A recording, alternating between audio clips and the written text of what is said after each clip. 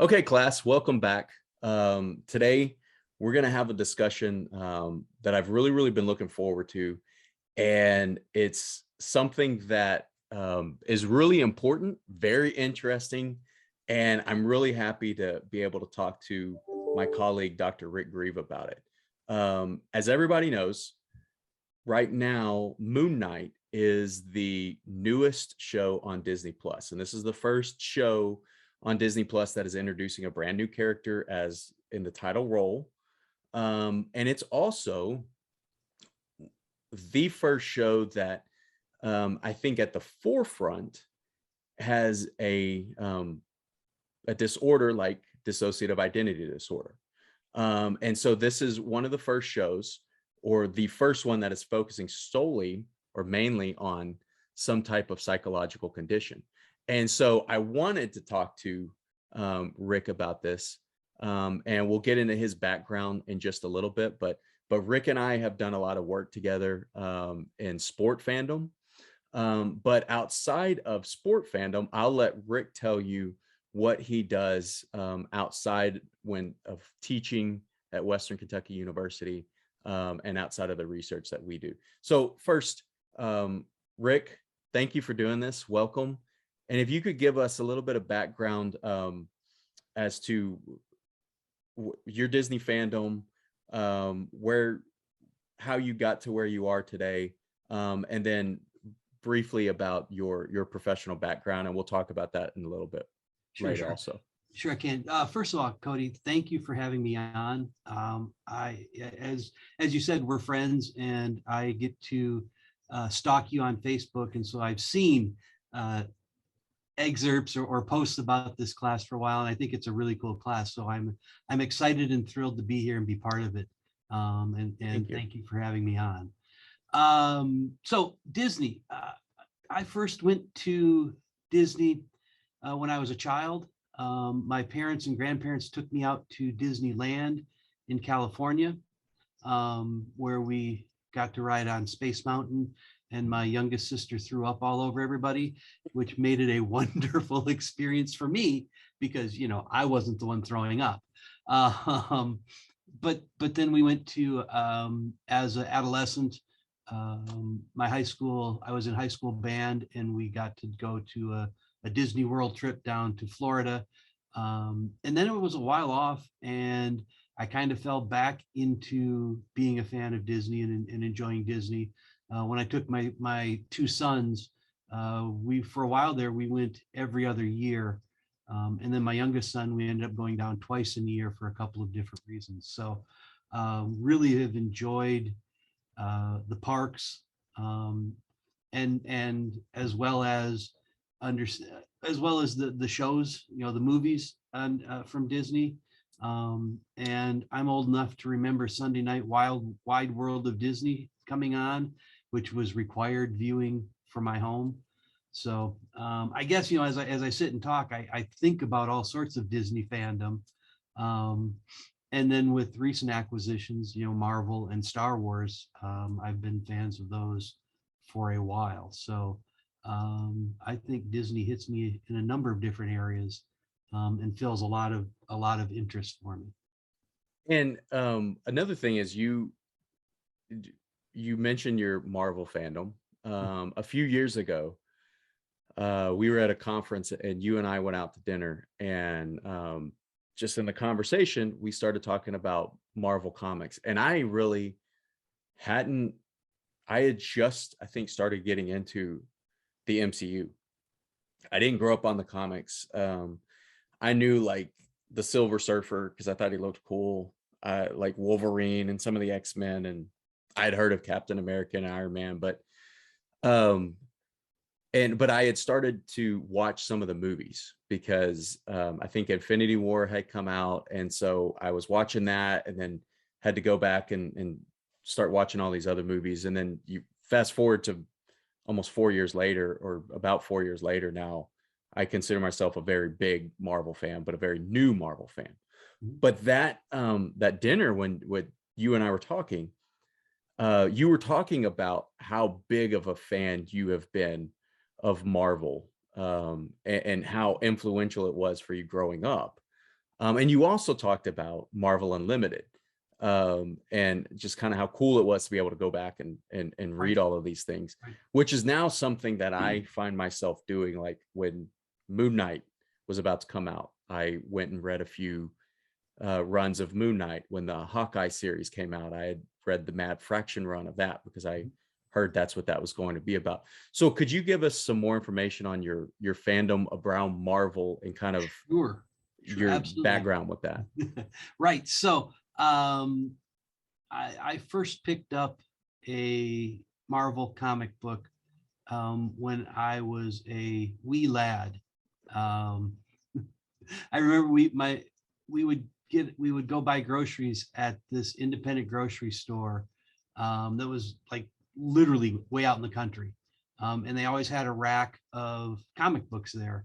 And one day I stumbled upon them and was looking through, and I picked up a comic book and convinced my mother she had to buy it for me. I think I was in second or third grade at that point. Um, but and I still have it today because I am a pack rat and keep everything that I purchase like that. But the comic was Avengers 109, which by the way I went back and looked it up today. It's actually Hawkeye on the cover saying "I'm out of here." So to tie back in there, but I have been and I opened it up and I was blown away. I couldn't wait for new issues to come out. I was always there at the rack. This was again back when things were delivered to the stores. As I grew up and went off to college, I discovered the goodness of comic book stores, and for years had a pull box. It didn't matter where I went, I would have a pull box, and everybody knew anything Avengers coming out, stick it in my pull box. But over the years, I have collected pretty much every major Marvel character there is: Captain America, Thor, Spider-Man, Fantastic Four, X-Men. Um, there was I was after the initial run of X-Men and then before the new wave of X-Men.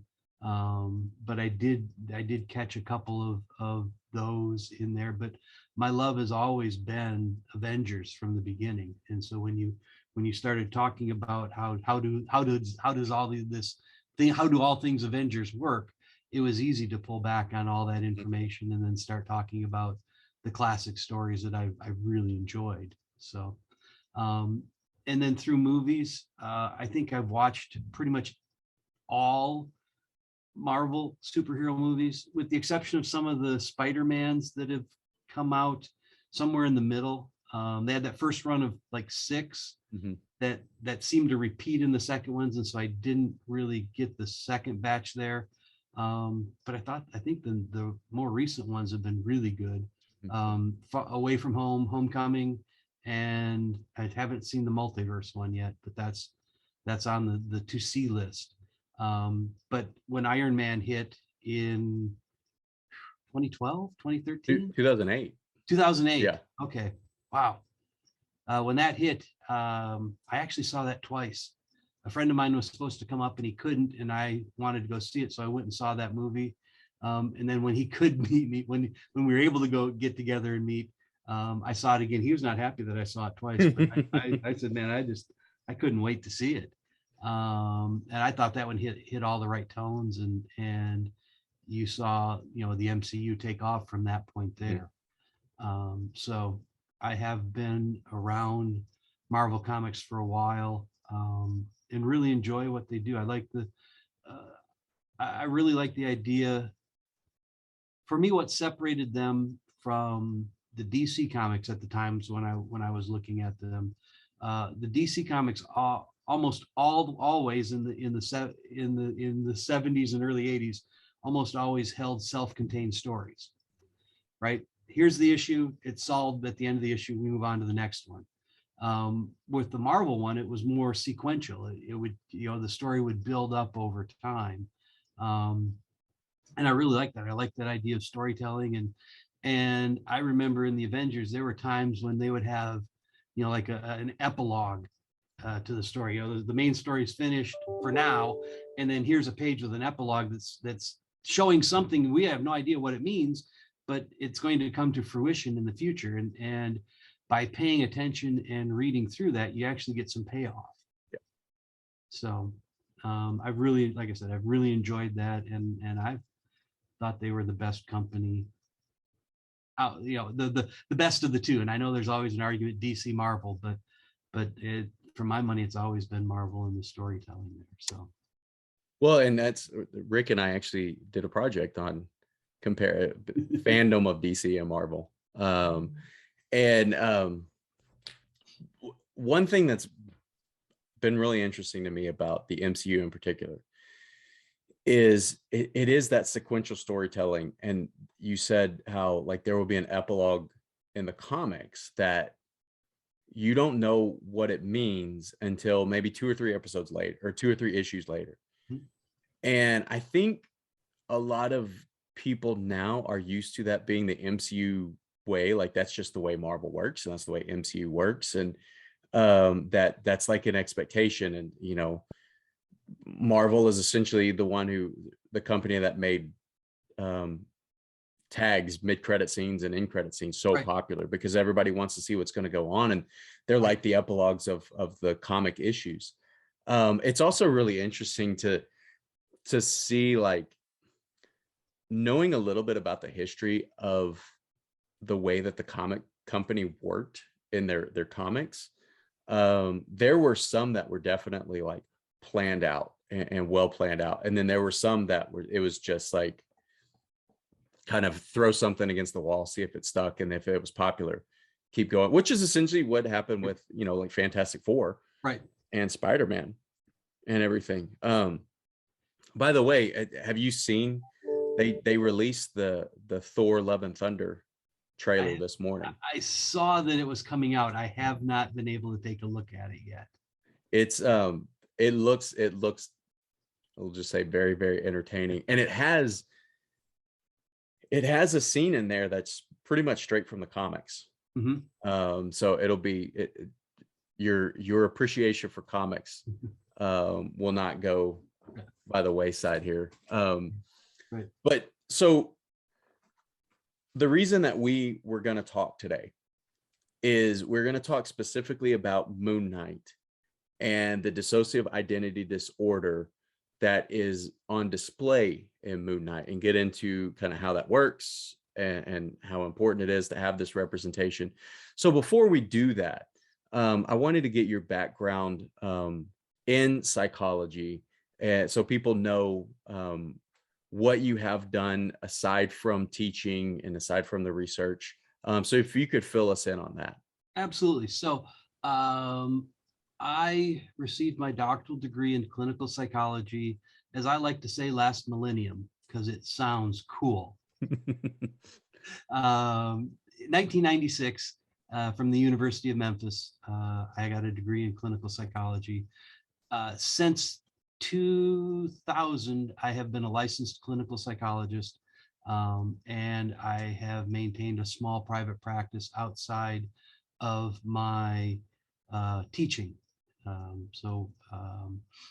was at Austin Peay State University before I came to Western Kentucky University, and both places allowed me to work about 1 day a week doing private practice things. And so I've been able to actually work with clients. Now I do mostly assessments. I used to do most of the assessments. Now it's split about 50-50 between assessments and psychotherapy. I also, as part of my teaching responsibilities here at WKU, I do teach personality assessment, which is how do we get to an understanding of what people are showing us in terms of all of the different disorders, and how do these symptoms present in people. I have easily supervised over 2,000 different assessments over the years that I've been here, probably more. So I have quite a bit of experience with understanding psychopathology. I do keep up on the latest editions of the Diagnostic and Statistical Manual of Mental Disorders, what we like to call the DSM, which is our diagnostic guide here in the United States. And I have a working familiarity with the International Classification of Diseases, the mental disorders part. But I'm more familiar with DSM than ICD. So, and I have been fortunate, if you can say that, I have been fortunate enough to work with at least 2 different people who had dissociative identity disorder. So, or who claim to have dissociative identity disorder. Well, and thanks for that, and thanks for the background.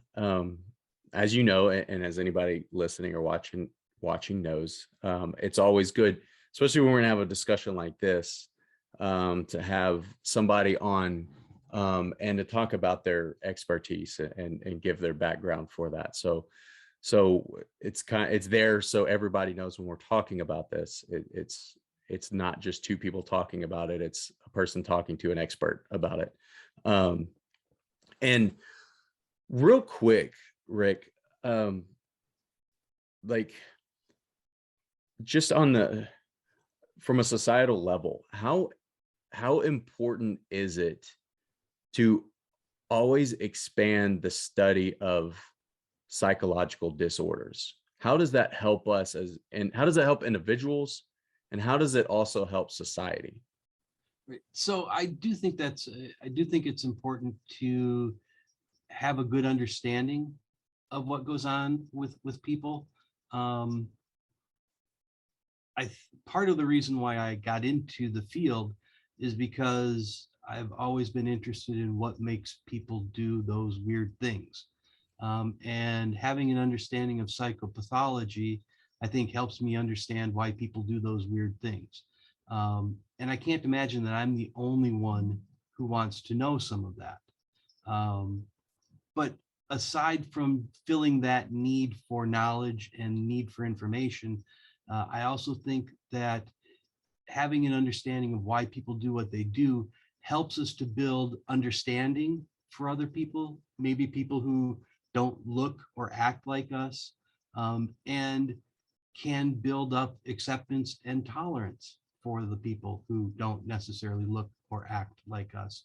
And as I literally just got done telling my class this morning, I think diversity is wonderful. And I think that it's really important to be able to have diversity of opinions, diversity of experiences, diversity of outlooks, and be able to tolerate those, because when we have that diversity, it makes us stronger than if we are all pulling in the same way. It's much like, as I think of it, if you build something, I'm going to do this, right? You build your deck like this, right? One stressor this way will break it, but if it's like this, now we've got more. It's a stronger platform to stand on, and so I think that diversity is like that, and understanding the folks who are outside the norm, I think helps us become a stronger as a society and as a community. Thank you. And that was a great like physical representation of it also. I've never seen anybody do that I before. wish I could remember the words I'm thinking about, but right, they're all going, and then yeah. So yeah.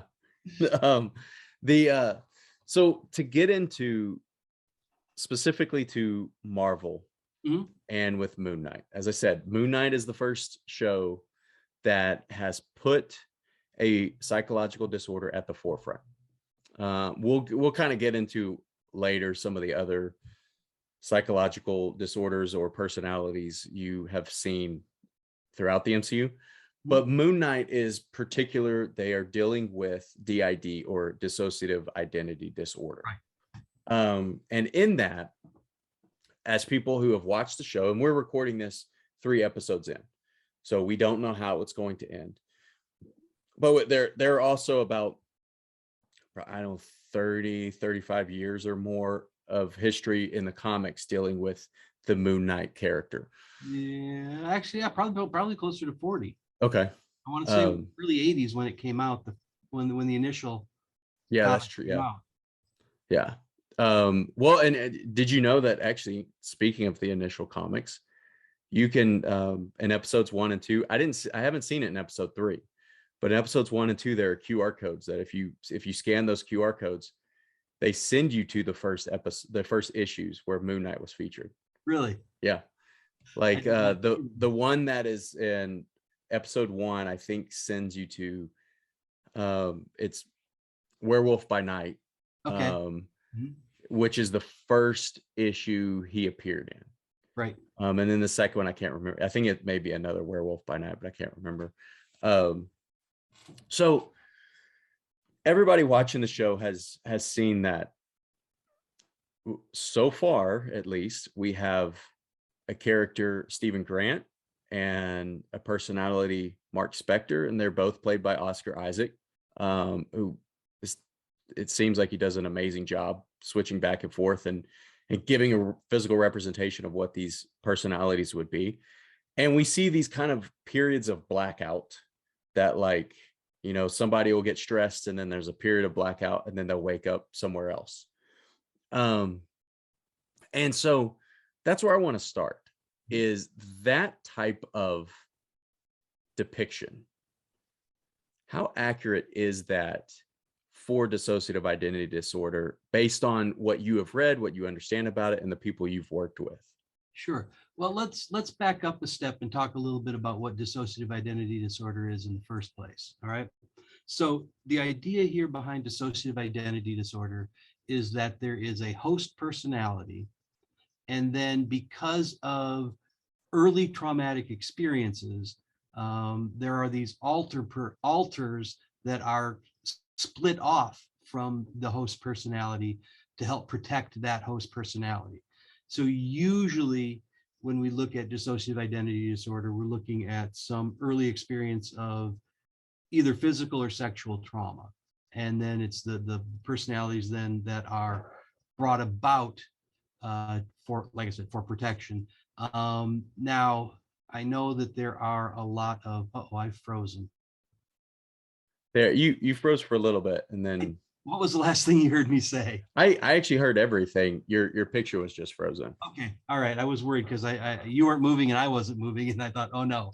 I heard everything. Hopefully the recording gets it, because that's very important information. Yeah. So anyhow, early traumatic experience. Now, when you look at research, there's research out there that suggests, you know, some people have as few as 2 personalities, and as many as, like, I've seen 500 personalities. I'm a little bit skeptical about the 500 personality one, although I have one of my supervisees worked with somebody who had, I think, 120 personalities, and they described it like living in an apartment complex, and the personalities would come out at that point. I don't know how sold I am on that. Before we get too deep, too, as I think about this, I want to remind everybody that TikTok is not your friend in this. The descriptions that we see on TikTok of dissociative identity disorder really are not necessarily accurate. And now it's nice for my business. It's driven a bunch of people to come be evaluated to see if they have it. But don't believe everything you hear on TikTok. It's fun for entertainment, but Yeah. it's not a way to get diagnosed. It's interesting. You can't believe everything you read on the internet. What happened? Where are we? Yeah, I know, right? So that being said, is the depiction of Moon Knight a good depiction of dissociative identity disorder? I think it is. I think in general it is. You have two different personalities, and in the show, I don't know who you would argue is the primary. You know, who would be the host. If you go back and look at the comic books, I think it's pretty clear that Mark Spector is actually the host personality, and then the Stephen Grant and the guy we haven't seen yet, Jake Lockley, are the two alters. But I, in the show, it's kind of set up that Stephen Mhm. Grant is the host, although it seems as though Mark Spector's been around longer. So it may be that because the show is being told from the point of view of Stephen Grant, that's just kind of the way it is, the way it's set up to be. So I think in that regards, I think it does a good job. I'm not certain in terms of the cinematic part of it. Like when they move from, they have a stressful set, and then there's the breaks that you get, right? The flashes. I'm not certain that happens experientially, and usually the people that I've worked with, while they understand what the other alters are thinking and feeling, they don't necessarily have discussions with them in the mirror. That's more, I mean, and now that makes really good cinema. And if it were happening here and somebody told me about that, I might be thinking about hallucinations and auditory and visual auditory and visual hallucinations, right? They're seeing things and hearing things in addition to the dissociative identity disorder. But you can't get that in a visual platform like a television show. So I think the idea of them having that interaction is a wonderful way to describe what's going on inside the person. And it's first of all, everybody has everybody got a glimpse into why my career has gone the way that it has, because Rick has always helped me out and taking a step back and explaining things more, which would have been a great question to start with. What is dissociative identity disorder? Thank you for jumping in and doing that.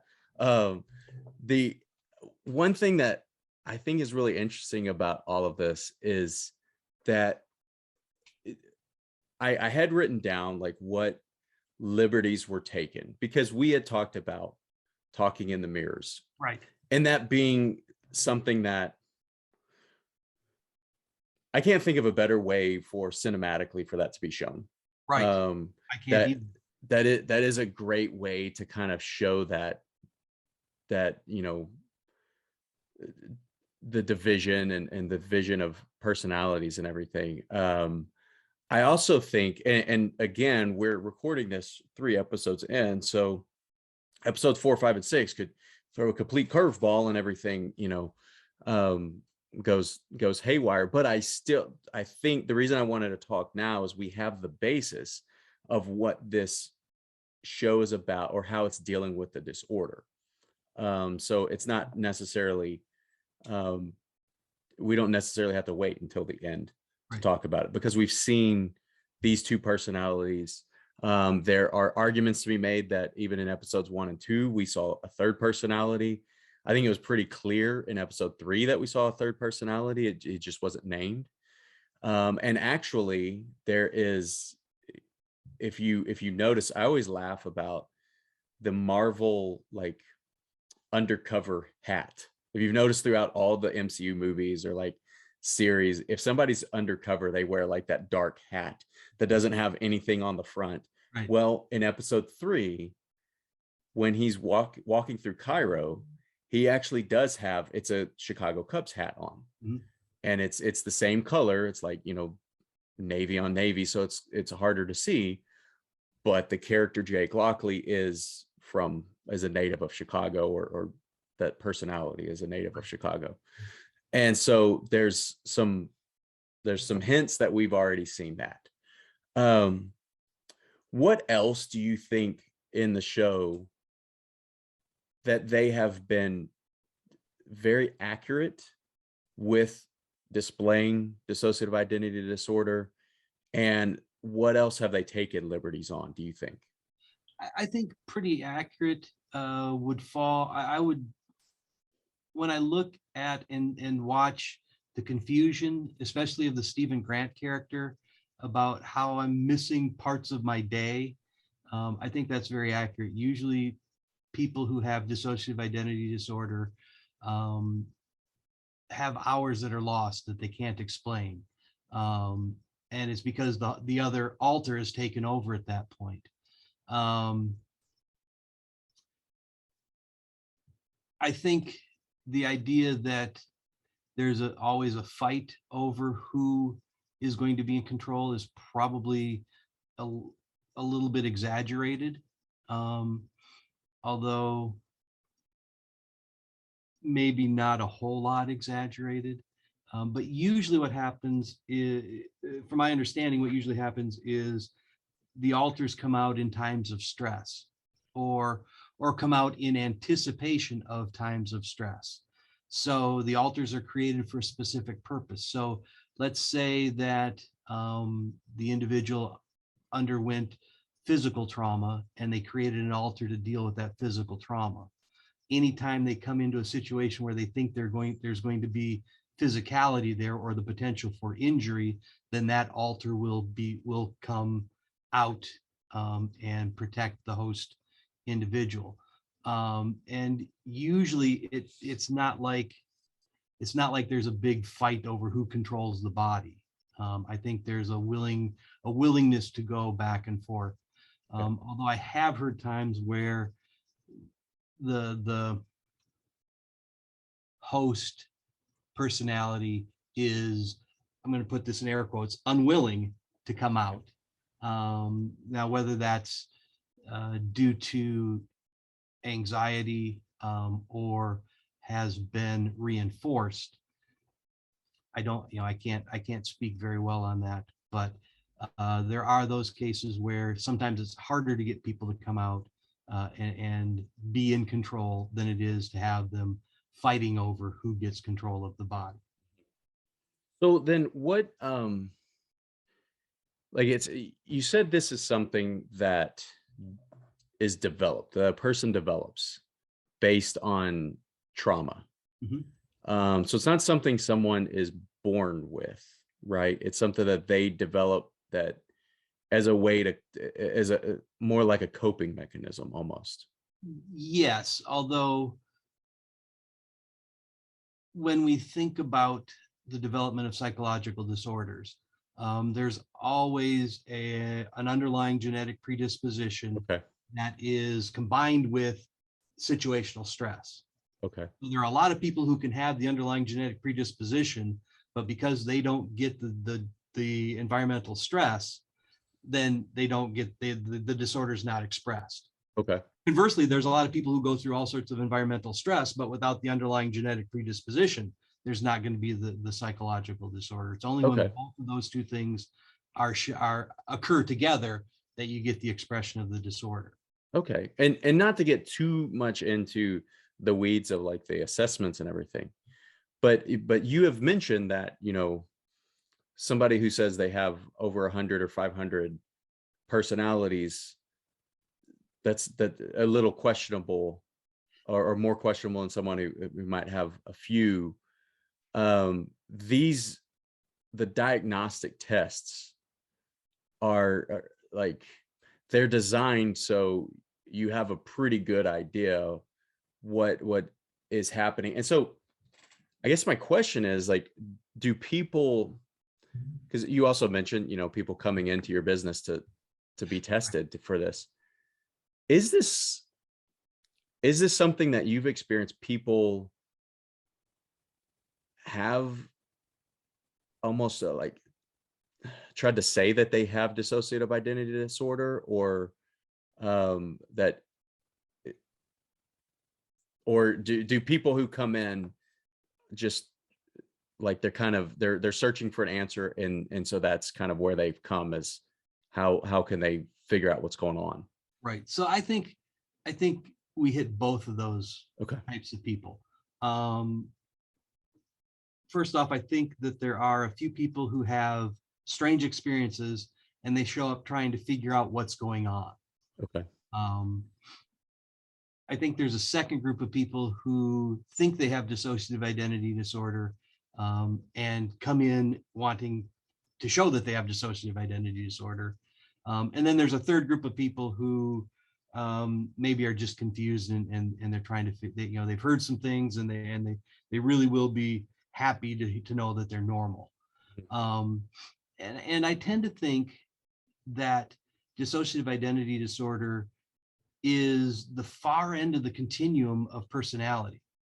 Okay. You and I will sit and say, I'm of one mind to think this way, but on the other hand, my mind also tells me this, right? We've said that I'm of two minds of something. And we're okay to do that. Or we're okay to say, you know what, I act this way when I'm in a professional setting, and I act this way when I'm in a sports setting. Right now, hopefully we're more consistent, but sometimes those can be very wildly different. And does that, so if I act one way when I'm in front of a classroom and another way when I'm on the ice rink, does that mean I have two different personalities? Well, for the most part, no, because we understand that that's the situation. But with dissociative identity disorder, I think maybe those connections are a little bit looser, and it is seen as other people coming in and out. Or when I have to be assertive and stand up for myself, then I need to have this other personality come out that's more assertive.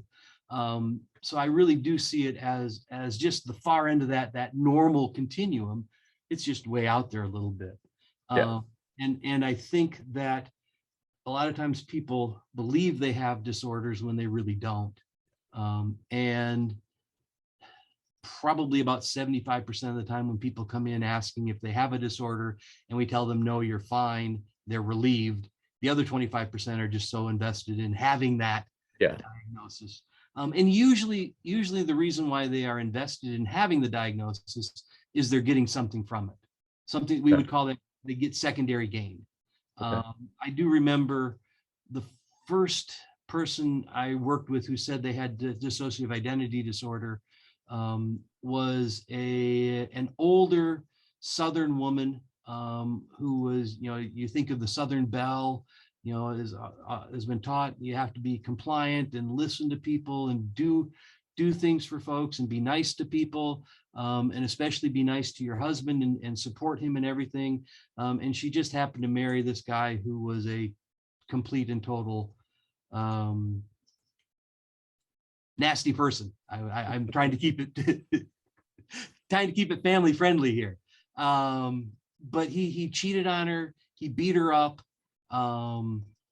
He would force her to have intimate relations when she didn't want to. So he really was not a nice person. And she had created this alter personality to deal with him.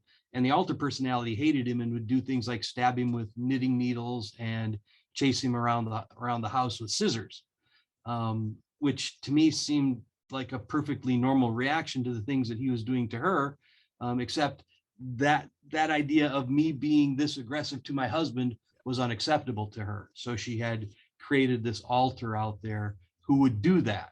And for her, it's, I love my husband. I don't know, I have nothing wrong. I can't say anything bad against him. Now, my alter, she hates him. And so for me, the way I saw that is the alter gave her the permission to be angry with her husband when he did crappy things to her. And so I see a lot of that happening with people who come in looking for specific diagnoses. I think if I get this diagnosis, then there's going to be some other kinds of things that can happen if I have this diagnosis. It at least helps you kind of, we're always searching to make sense of our surroundings. And this is one way that it helps to make sense of your surrounding, is that you can, and it's not, I don't want to say it's not to give anybody a pass or anything, but like you can make kind of, you can, like I said, make sense of what's going on. And there's this other thing going on. You mentioned in the comics, Mark Spector being the main personality or the host. And in the comics, and they did talk about it in episode 2, where Mark Spector said, basically, yes, he was a mercenary and he is alive because of Khonshu. So in Right. the comics, he's a mercenary who dies at the foot of the Egyptian god Khonshu statue, and Khonshu brings him back, and kind of his, to stay alive, he is going to be the fist of vengeance for Khonshu. And so, you know, it definitely has alluded to in the movie, or I'm sorry, in the show, that maybe he is the host. And we were just introduced to Stephen Grant first for cinematic purposes. Right. And because it's also been discussed that maybe, excuse me, Mark Spector created his alter, he created Stephen Grant to be more like his wife. And so he could relate with his wife. Because if you remember in episode 2, his wife, they have the same, like they have the same favorite author, favorite poet, and things like that. And they both understand Egyptology. And so there are some clues that maybe that is the case, that Mark Spector is the main host. I would actually argue that yes, he is. Just from the things that have been talked about within the show, right? Because Mark is married to Layla, Mhm. or is in the process of getting divorced from her. That tells me he has a history there that seems to precede Stephen Grant, because Stephen Grant does not know about Layla. And then the idea that Mark was a mercenary before Stephen came around, you know, it just seems that the history behind the Mark Spector character is lengthier than the history behind the Stephen Grant character. So I would lean towards that in terms of for storytelling. It's a wonderful storytelling device where you can, you know, wake up and the person is confused, and we assume that this is the host, but it turns out that no, the host is really the other personality that's kind of been locked away for some reason or another. Yeah. So not to get too into trying to figure out what's going to happen next, or rumors or anything like that, or in the comics, there is a comic run, and I know you haven't seen that comic run, you said, but there is a comic run where the story occurs, and I haven't really gotten to the end of it, but the story occurs in an institution. And so it essentially comes out that you don't know what's real and what's not real. He doesn't know what's real and what's not real. And I think even in that comic run, Marlene is his wife in the comics. And I Right. think she may be in the institution as well, along with Crawley, who in this show is, you know, like the, can't remember what you call him, live statue actor. So they're and Billy and Bobby, who we've seen in the show, are some of the caretakers at the institution. And you really don't, like I said, I haven't gotten to the end of it. You really don't know what's going to happen. And so I wonder if we will get a glimpse of that in episodes to come. There are some things that tell me maybe we will, because of some of the hints that they've dropped along the way with Billy and Bobby, and Dr. Harrow's. He's also had kind of multiple roles in the comic books. But how prevalent is it that someone with dissociative identity disorder would be institutionalized? Or is it based on kind of their actions when they do something? Right. So that's a really good question. I don't think that people with dissociative identity disorder are summarily institutionalized, because our psychiatric hospitals, especially like the long-term psychiatric hospitals, are designed for people who have difficulties taking care of themselves. And usually they have difficulties taking care of themselves because they have had a significant break with reality, and they don't necessarily think like you and I. Now, those are the people that we say have schizophrenia, right? They have hallucinations, they have delusions. They're not exactly sure who they are or where they are. Um, I think with dissociative identity disorder, while there has been a sort of break in how the personality is constructed, that break is designed to help the person function in day-to-day life. And so unless you are internal to the person, you don't recognize where the difficulties are coming from, because that person is able to function in their lives. It's just that they have these times when the host doesn't know what else is going on. But that's because the other personality has come in and taken over,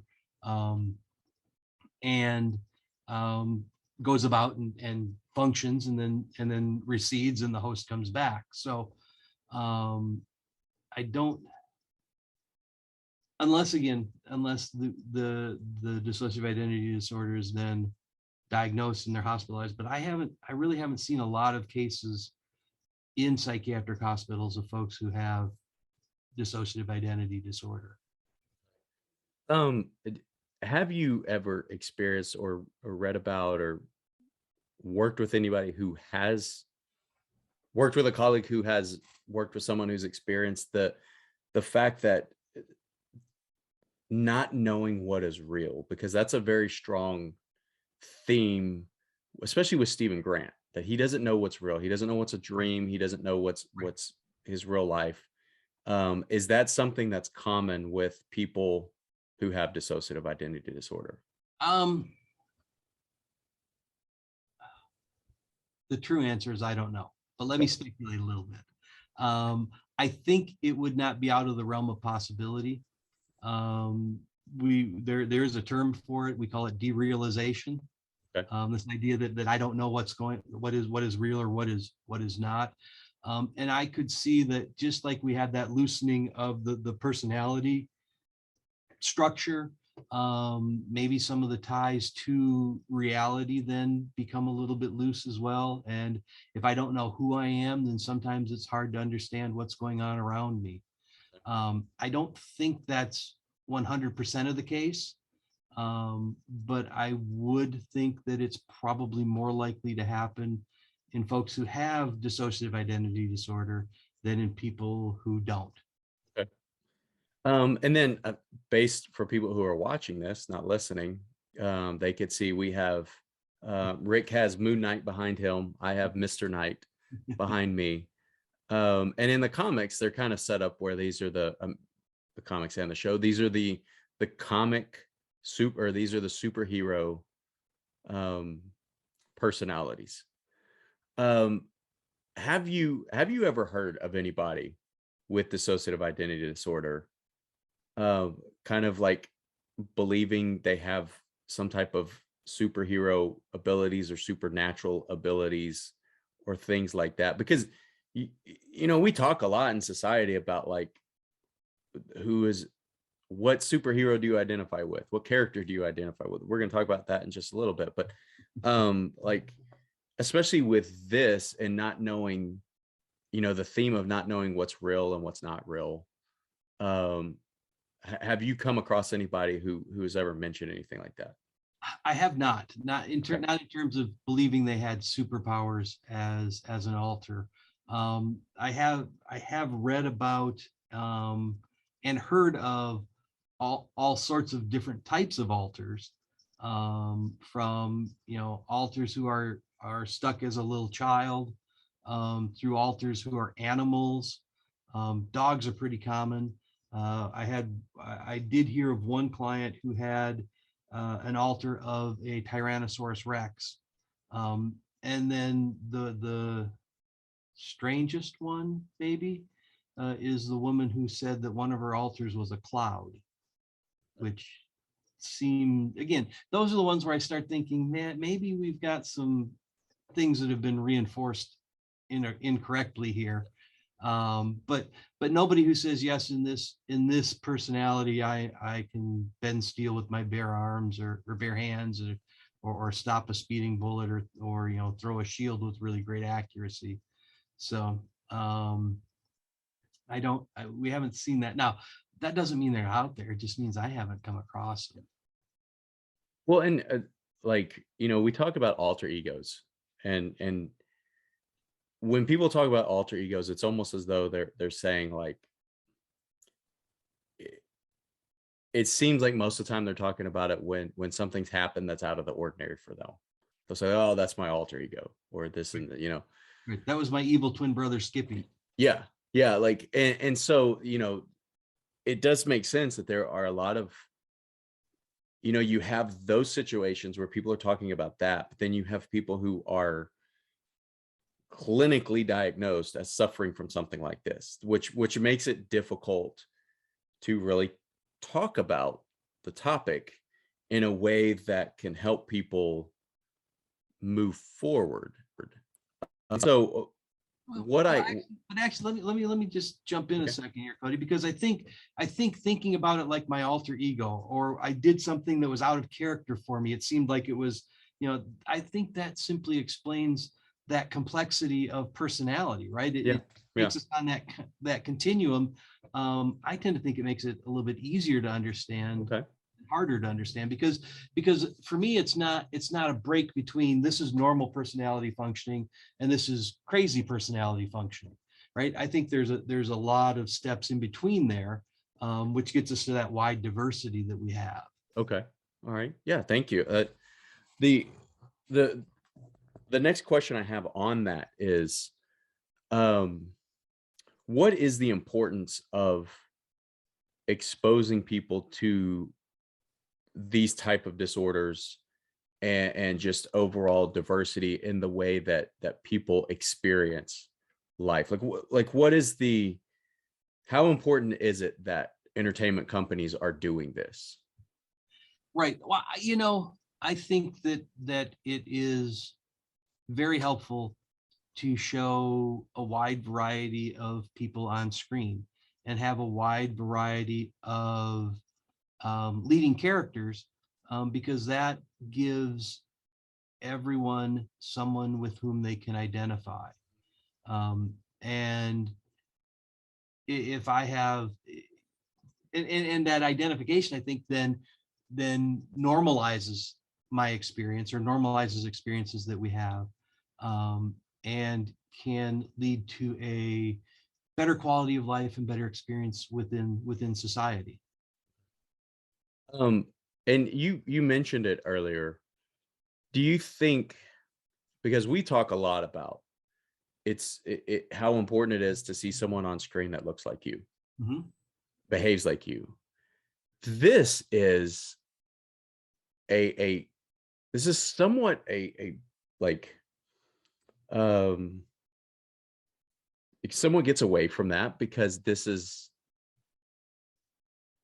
this character may not look like people, but maybe they experience this or believe they experience it. And do you think, I don't know if this is the most eloquently way to say it, but do you think a show like this, and he presumably will be in movies and other things, probably the Werewolf by Night Halloween special. I mean, you're not going to have Oscar Isaac and only have him in 6 episodes of a show. I imagine he's going to be in the MCU a lot. Do you think this will create almost the people wanting to identify with this and wanting to say they have this? I mean, you mentioned it earlier, this being good for business for people coming in. Do you think people will almost like reach for this?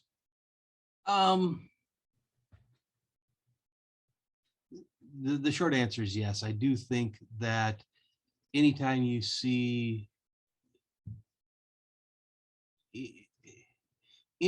popular depictions of a disorder, you're going to have people who say, yes, that matches me and that's what I have. And then for reasons both good and bad, they want to have that diagnosis. I think it's analogous, although in a smaller scale, to what I see with like autism spectrum disorder. I don't know how much contact you've had with folks who think they might have or think their kids have autism spectrum disorder, but that seems to be really popular right now. And I think that's because there are some potential benefits for kids who have that diagnosis. Not the least of which, it helps mom and dad explain what the heck's going on. And I do think that a lot of times the not knowing is worse than knowing one way or the other, right? And so if I'm having a strange experience, and then why do we go to WebMD, right? I've got this lump. It's a really weird lump. It's feeling strange. So I go to WebMD, and now I say, oh gosh, that's cancer. Yeah. Okay. Yeah. So now I feel, I'm a little worried about cancer, but it's better than not knowing what it could be, Yeah. right? I want to have an answer. And I think the same thing happens with psychological functioning. Most people are going to fall in the normal range, and we're going to say, hey, nothing to see here, move along. But it's that idea of understanding that there's nothing to see here, we can move along. And that's just you, and we can work on embracing you. That helps people get through it. So yes, I do think that some people can see this and say, yes, this mirrors my experience, or it's kind of like that, or I feel this way. And I'm not going to say that it's a bad thing, but it's not necessarily a bad thing to have it checked out and talk to a professional to get a professional opinion on what's going on. Because I can look at my lump all I want, but until I go to a doctor, I'm not exactly sure what's going on. Well, and that was my next question, is somebody who watches this and feels like they possibly identify with this, what would be the next steps for them to figure this out? Yeah, I would say go to a trained professional, go to a mental health professional for an evaluation, just to see, and if that evaluation is simply sitting and talking with someone who can help you determine what's going on and help you determine the next step, I think that would be what I would tell them. Yeah, evaluation would be the easiest next first step. And so what do you think for the general public, what do you think the next steps are to educating people about this? And the reason I ask is I've had a few conversations about, like, when Disney released Hamilton on Disney Plus, and it's obviously extremely popular. And they produced a few interview specials where people from the cast and historians were talking about it, and those were great. But there was they took a lot of liberties with the retelling of Hamilton. Mm-hmm. You would, in a 2.5 hour musical, you can't tell everything, and so they didn't talk about a lot of stuff. And so there's an idea that, hey, maybe when these entertainment shows are being put out that should expose people to something, then is it the entertainment company's responsibility to take an extra step and talk about, hey, here's what this really means, here's where more information is available, and so that people just aren't watching this saying, hey, this is really interesting, I kind of identify with this, but I'm not sure, and then that's kind of where they drop it. Right. So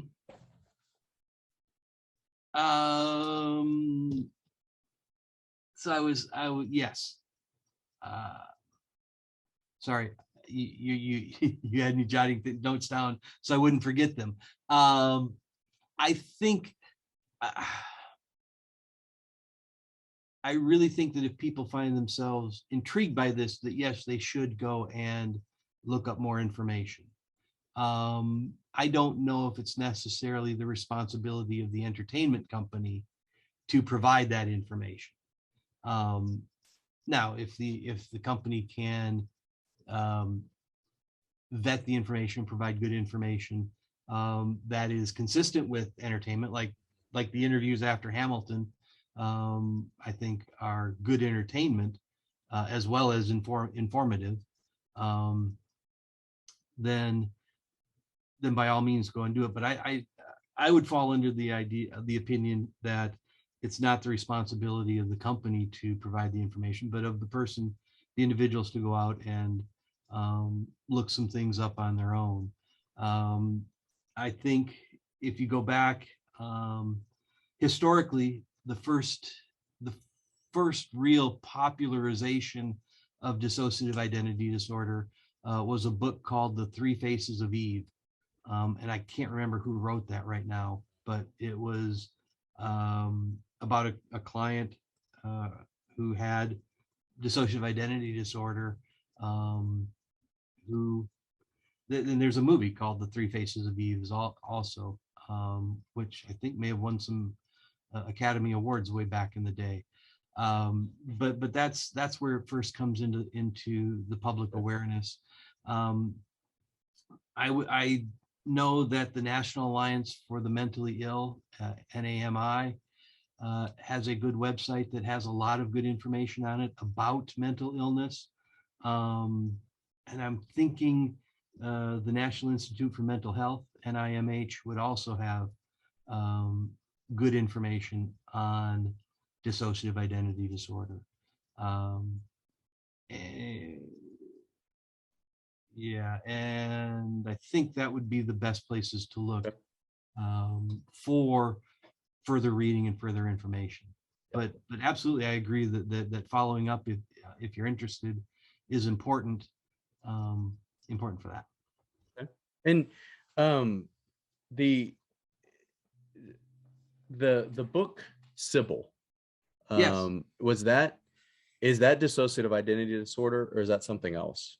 I believe it was dissociative identity. Okay. Okay. Maybe maybe I'm getting that book confused with the movie Three Faces of Eve, which was based on that book. Oh, okay. Okay. That might be what I'm thinking. I'm old. I have these cross wires at times. All in all, well, and real quick, because we've mentioned it a couple of times, what is the clinical distinction between dissociative identity disorder and schizophrenia? All right, so schizophrenia really involves one of two things. It involves hallucinations and delusions. Okay. Right, so hallucinations are sensory experiences that are not based in reality, and it can be any sensory experience. Most common is hearing voices or hearing things, but you can also have visual hallucinations where you see things. You can have olfactory hallucinations where you smell things. You can have gustatory hallucinations where you taste things, and you can have somatic hallucinations where you feel things. And there's actually a sixth one where you actually have hallucinatory pain. So you have all these things that aren't based in reality, but they're sensory experiences. Okay. There. And then delusions are irrational beliefs that are held despite evidence to the contrary. Okay. So I've worked with folks who have sworn up and down that they were currently Navy SEALs, and they were, the government was just hiding them out at the community mental health center where I met them at, but they were really going to be called back into action shortly. And these are folks who are 60 or 70 pounds overweight and my age. So I'm pretty certain probably not, but so that's what we're looking at. We're looking at delusions or the beliefs that the aliens are tracking me, and they pick me up every night and give me the once over and then send me back down. Yeah. So that's what we're looking at for delusions. And so with schizophrenia there, it really is what we consider a break from reality, right? Those hallucinations, those delusions, they impair the individual's ability to function on a day-to-day basis. Okay. Now, dissociative identity disorder isn't as severe. I wouldn't categorize it as severe as schizophrenia in terms of the individual still is able to function. All right, your folks with schizophrenia may or may not be able to get themselves dressed. They may or may not be able to take a shower. They may think that the water in the showers are poisonous, so we're not going to get in there, and we're not going to take a shower. Folks with dissociative identity disorder can function on a day-to-day basis. they have broken off parts of who they are, and those different parts take over. We can argue over, I mean, that as I say it out loud, that sounds pretty severe, right? But it doesn't impair functioning like it does with schizophrenia.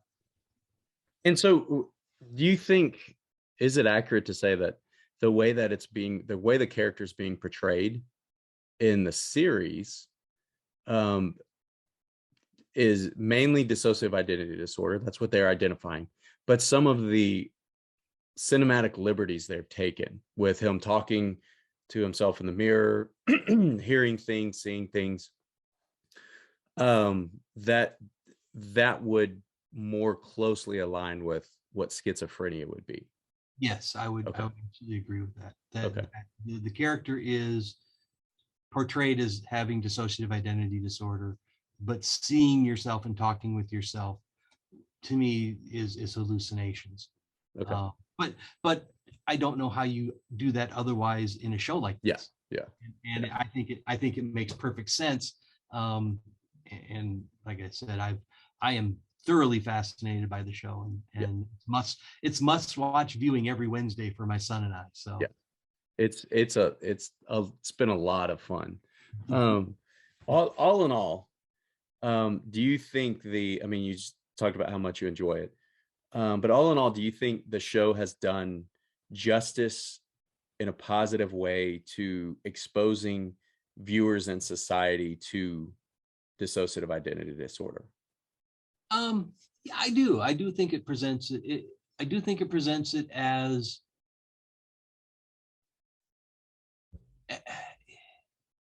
I do think it presents it in a favorable light.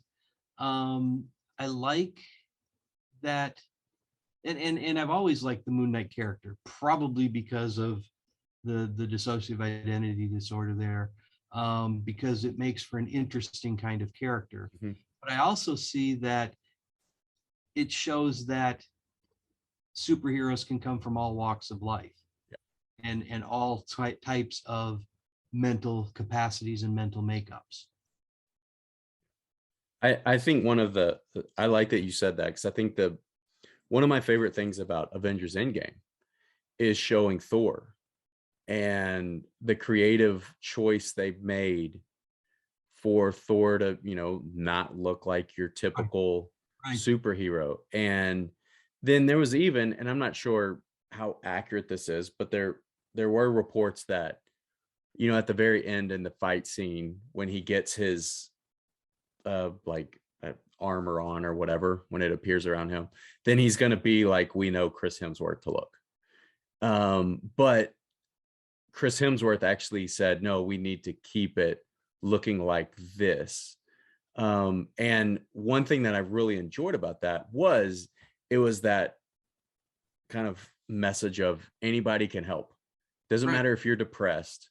Doesn't matter if you've gotten to that level of depression where you have, presumably done some harm to yourself through health reasons. You still can help out, and I think that is a really good thing. And we talk about that with superheroes a lot, is what do they actually mean? How do they impact society? How do they impact individuals? So I'm glad you brought that up. Thank you. There's one more thing before we get to the rapid questions. Throughout the MCU, I mean, we're now from 2008 till 2022, we're 14 years into this. There have been many characters who have exhibited some type of psychological condition or disorder. Can you give 4 or 5 that you have seen in the MCU that you think would be the character would be a clinical definition or example of something? Well, I think you hit one there that I hadn't thought of before, right? Thor in Avengers Endgame, where he actually does show some symptoms of depression, right? Isolation, drinking to solve the problems, being lethargic and not doing anything. All of those would center in on depression there. probably most obviously, if you ask people name psychopathology in movies, I would say Tony Stark is going to have some probably narcissistic personality disorder would be my diagnosis. I'm great. Everything about me is great, and you should all love me. Um, and and and by the way, don't show this to any of my students in my abnormal psych class, because that's one of the characters in the movies they have to diagnose. And I think I just gave away the answer to the question. Um, I think if you look at um, some of your evil villains, um, Otto Octavius comes to mind. When they bring in Victor Von Doom, that's going to be another one. But you really see antisocial personality disorder there, where I'm going to substitute my own morality for the morality of society, and or the ends justify the means, and so whatever I want, I can do whatever I need to get there. I think we talked a little bit about Spider-Man, I think earlier, and I think both within the comics and within the movies, there is a lot of depression with Spider-Man. There's a lot with him. With him, the depression ends up starting with low self-esteem, right? I can't do this. I'm not worthy. I'm not able to do it. But then fighting through that angst and that depression to be able to become to fight through onto the other side. Oh gosh, those are the big ones that come to mind. I had a really quick thought. I think when we watch Guardians of the Galaxy, Drax the Destroyer, I think is portrayed as having low intellectual capacity. We might call it intellectual disability. He tends to be simpler than other people, but I think also there's an underlying complexity there. So that could be a little bit off as well. So those are the ones just off the top of my head that come to mind. I had a question about Steve Rogers in Captain America. Yes. The way he's portrayed, is he, and maybe it's more like how we portray our athletes, how our athletes need to do whatever they can to be successful, and if they're hurt, they play. If they're like sick, they play. If they can't do any of that, then, for lack of a better term, like, a lot of fans think, what are they good for? Like, what have you done for me lately? Right. Do you think Captain America, Steve Rogers Captain America, displays a little bit of that? Because he was constantly, before he became Captain America, he was constantly trying to join the army, constantly wanted to help, and he was glorified for it, and he's always been glorified for it. But the more recent movement of athletes needing to look out for their mental well-being and their health and their physical well-being, do you think he displays some of that kind of like overemphasis on what we consider success? That's a good question.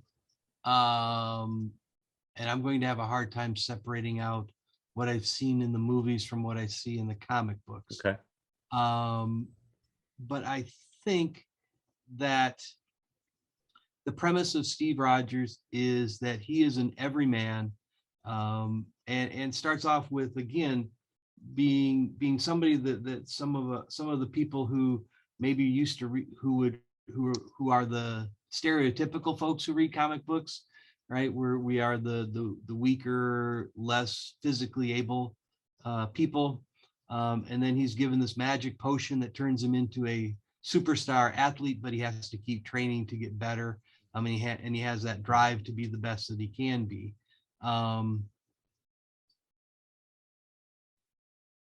So I do think that is depicted there within the movies. And I guess I've never really thought, is that a bad thing for him or not? Okay. Because we do know with the athletes, you can overtrain and you can go too far with it.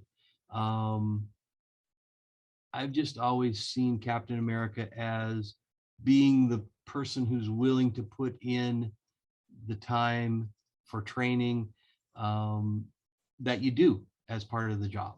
Okay. and for him that was important. Um, and the bigger issue is, I think for Captain America, the tension becomes the um, the constant conflict between the values of society that he grew up in and the values of the society that he finds himself in. That's the big conflict there that they always play up in all the comics. I don't know if it's come out so much in the movies or not, but that's where the big conflict there for him is. So I don't necessarily see it as, I don't see the idea of he goes and does, he's training to get better because that's how he, I mean, that just, to me, that kind of just shows the potential for hard work to pay off. Okay. And so to close out, I have a few rapid questions, and these are things that you can explain. You don't have to explain anything. Also, Okay. So the first one is your favorite Disney park or gate. My favorite Disney park is Hollywood Studios. Okay. All right.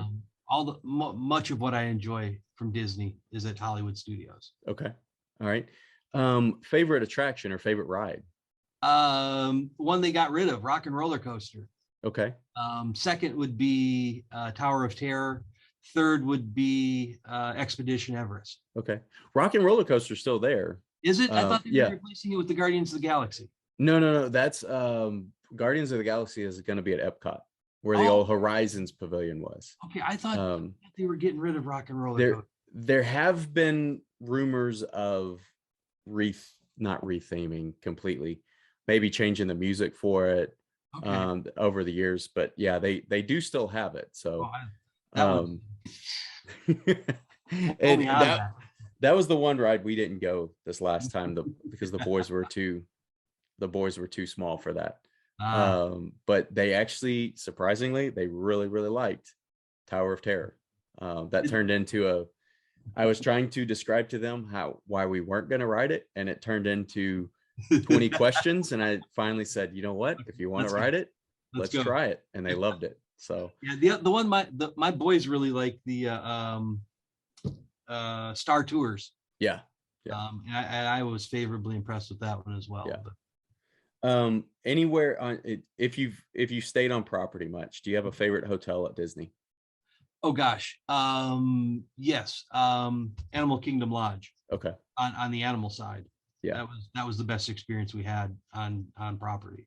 Yeah, where you can walk out and see the animals grazing around and walk out and late at night, our last night there, we were like 20 feet away from a giraffe. It was that's cool. Yeah. It was just really cool, especially after a long day of wrangling two owly kids to go home and see that. It was a wonderful experience. Yeah. Anywhere on property, I don't go to a lot of restaurants on property, but I do eat a lot of treats. Do you have a favorite Disney treat? I honestly don't. Okay. I can't.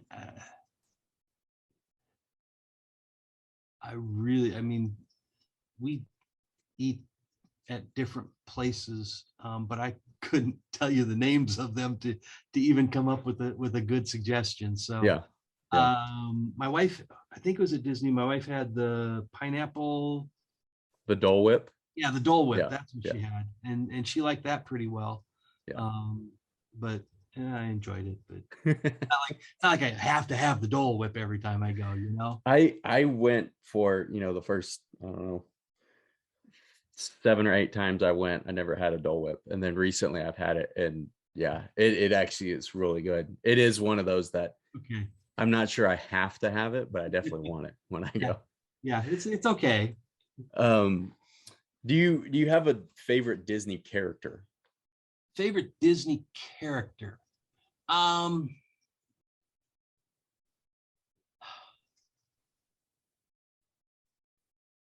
like a bunch of them. I am going to have to go with, who am I going to go with? Let me say Genie. Genie's probably favorite Disney character. All right. Not And a, then one thing we do in the class, as you know, is the students talk about an MCU character that they identify with, that they feel represents them or they want to represent them.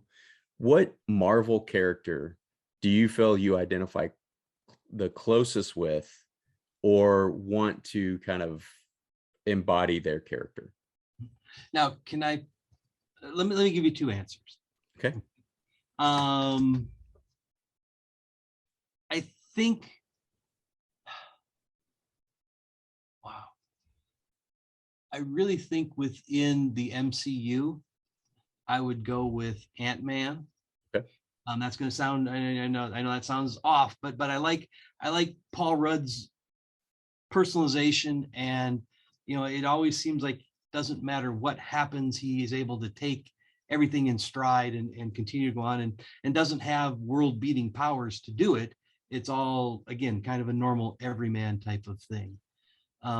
Within the comic books, a character that I always have identified with is Wonder Man, Okay. but he has not yet made it into the MCU, and I don't know if he ever will because of special effects and needed to create his character. But I've always identified with him there. So Well, those are my two answers: Ant-Man and Wonder Man. okay.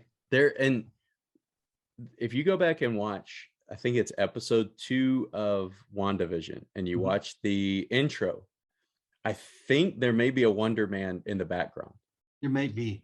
Like it was the intro that looked like Bewitched, right? And they have one in there.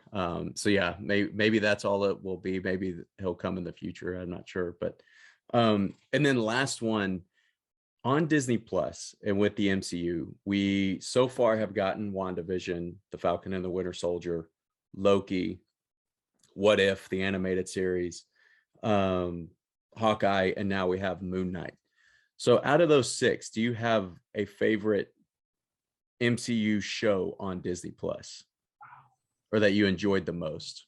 I like them all.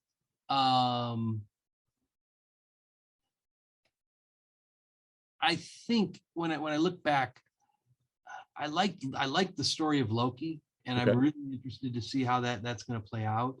But I really like Hawkeye too, in terms of MCU characters, and Kate Bishop Hawkeye has been it has always been intriguing to me. And then I'm going to say Moon Knight because we're watching it right now, and it's fun. So I hate to go on the recency bias, but I think, I guess Loki's probably going to be the one that I, it came out. I think it also dropped on Wednesdays, and I would come right home from work and turn on the TV and catch the latest episode. Whereas Moon Knight, it's been Thursday nights usually because we forget it on Wednesday. So if you judge just by how excited I was to come back and watch the show, I think Loki's got to take it there. But none of them, I don't think any of them were bad shows. Oh my gosh, WandaVision I thought was inventive television. The Falcon and the Winter Soldier kept me engaged. So we see Sam Wilson take over as Captain America. All of the shows I think have been really, really well done, and they're ones that I have thoroughly enjoyed watching. Yeah, and I mean that you mentioned with Hawkeye, that was probably the series I was looking forward to the least. And like you, I've enjoyed all of them. I watch each episode multiple times, and so by the end of the season, I've probably watched episodes. It might be embarrassing to admit how much, but then I read the Matt Fraction run of Hawkeye, and watching that, and the fact that it's set at Christmas, it's using Christmas music and everything, it became one. It wasn't my favorite last year, I don't think, but it was amongst the top. And it was the biggest surprise that I really, really liked that a lot more than I ever thought I would. And so it was fun. And yeah, right now, I mean, Moon Knight, I think we talked about it earlier. Moon Knight strikes that chord of mystery of what's going to happen. Right. We don't know. So Oh, and the one I didn't mention, the what if. I enjoyed the what if and the overarching theme that went through that yeah, whole run as well. So yeah, um so yeah, I haven't found a dud in all of that. So yeah, sometimes there are shows you watch, it's like, okay, I started this, I have to finish it up. Like some of the MCU stuff that was on Netflix, the yeah, Defenders run. There were a couple of those shows that got a little long in the middle. yeah, Um, but I think here on Disney Plus, maybe they have taken care of some of that because these runs are shorter than yeah. the Defenders runs that were out there. Yeah, and I think that's good when you have 6 episodes that are ranging from, some of them are 40 to 50, 55. Well, there have been a few that have been an hour, that it's very like straight to the point storytelling. Yes. I think that's very good for And the I think there's something to be said for being able to explore some topics, but sometimes they get a little bit, it drags a little yeah, bit.